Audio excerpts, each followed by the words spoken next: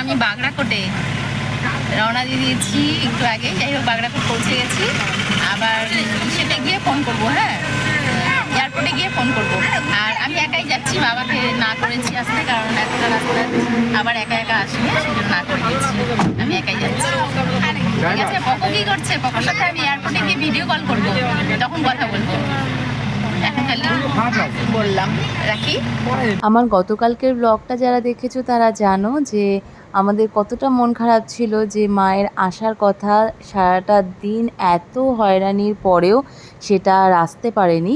But আমি সেখানে মায়ের এই ভিডিও ক্লিপগুলো অ্যাড করতে ভুলে গেছিলাম। আসলে আমার কাছে এই ভিডিওগুলো ছিল না, তো আজকে আমি ভিডিওগুলো পেয়েছি। এবার সেই মায়ের যে জার্নিটা, একা একা পুরো ওদলাবাড়ি থেকে শিলিগুড়ি, তারপরে এয়ারপোর্টে সকাল থেকে নিয়ে সন্ধে অবধি বসে থাকা, তো এই ভিডিওগুলো আমি জাস্ট পেয়েছি। আর তারপরেই ভাবলাম যে এত কষ্ট করে আমার জন্য যখন ক্লিপগুলো মা করেই ছিল, অনেকটা আনন্দ সহকারে শুরু করেছিল ভিডিওটা, কারণ দিল্লি আসার কথা, আমাদের সাথে সবার সাথে দেখা হওয়ার কথা, বাট সেটা আলটিমেট হয়নি।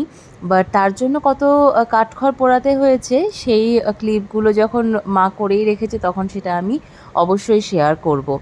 আর এই যে আসার পথে, শিলিগুড়িতে আসার পথে এই যে মাঝখানে একটা অ্যাক্সিডেন্ট হয়েছিল, তো মা সেটারও একটা ভিডিও ক্লিপ নিয়ে রেখেছে, যেখানটাতে বেশ কিছুক্ষণ সময় লেগে গেছিলো।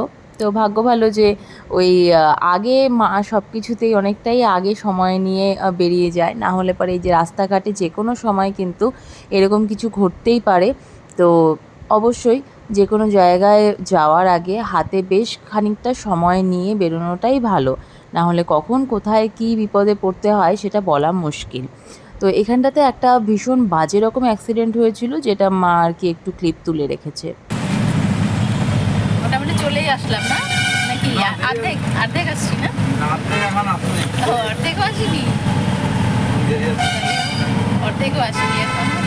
মাটিগাড়া পার হইলে ও, মাটিগাড়া পার হলে তখন কাছাকাছি আর কি। হেঁটে হেঁটে যাচ্ছি এখন। ওই গেটে নামিয়ে দিল, অটো ঢুকতে দেবে না ওই পর্যন্ত, নামিয়ে দিল। এখন এই যে হাঁটছি, রোদ, প্রচণ্ড রোদ, যা খারাপ লাগছে না। মেয়ের কাছে যাচ্ছি তো, নাতির কাছে, জামাই সব আছে, সেই আনন্দে হাঁটাটা হয়ে যাচ্ছে আর কি। এই যে এখন অনেকটা দূর হাঁটতে হবে আমাকে। সবচেয়ে বড় কথা, লাগেজ নেই বেশি, এই যে একটা ট্রলি আর একটা এখানে ব্যাগ আছে আমার কাঁধে। আমি এই জন্য কম করে এনেছি যাতে টানতে না হয় সেরকম। ঠিক আছে, যাই আগে এখানে, তারপরে মাম্পাকে ফোন করবো এয়ারপোর্টে গিয়ে। সেখানে ফ্রেশ হয়ে নিলাম, এখন গিয়ে একটু বসবো, দেখি ফ্লাইট কোন গেটে দেয়। খুব আনন্দ নিয়ে এসেছিলাম মনে, এখন তো দুঃখের সঙ্গে যেতে হচ্ছে যে ফ্লাইটে হলো না, মানে স্টাফ টিকিট হলো না, পুরো ফুল হয়ে গেছে। এমনকি জাম্প টিকিটেও হলো না, জাম্প সিট, যেটা জাম্প সিটের জন্য বললাম সেটাও হয়ে গেছে, কোনোটাই হলো না আমার। তা এখন আবার বাড়ি ফিরে যাচ্ছি। দুটো ফ্লাইটের জন্য আমি ট্রাই করলাম, একটা ছিল 3:30-র সময় আর একটা ছিল 5:10-এ, একটাতেও আমার হলো না। এখন বাড়ি যাচ্ছি, কালকে সকাল 10:10-এ আবার আছে একটা, ওটা টিকিট এখন আমি করে নিয়েই যাচ্ছি।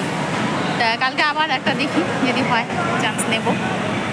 খুব খুব খুব খারাপ লাগছে, মানে আজকে আশা করেছিলাম যে গিয়েই পক্ষকে বলে নেবো, কিন্তু সেটা পারছি না। হ্যাঁ, তা ঠিক আছে, যাই এখন ফিরে, আর কি করা যাবে। আমি এই যে গেট পাস না নিয়েই আমি চলে যাচ্ছিলাম, এখানে আটকে দিল, বলছে গেট পাস নিয়ে তারপর যেতে হবে, তাই জন্য আবার আসলাম এখানে নিতে। দেখি করে তারপর যাই। এখন ম্যাজিক গাড়িতে উঠলাম, নামবো হচ্ছে মেডিকেল মোড়ে নেমে ওখান থেকে টোটো নিব, নিয়ে নৌকাঘাটে নামবো। ওখানে বাবি থাকবে, বাবির সাথে বাবির বাড়িতে যাবো।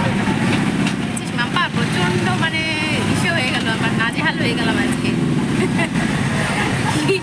নিজে গেল, সারাটা দিন যুদ্ধ করে কেটে গেল। চেষ্টার পর চেষ্টা করলাম, এই ফ্লাইটে হলো না, পরের ফ্লাইট সেটা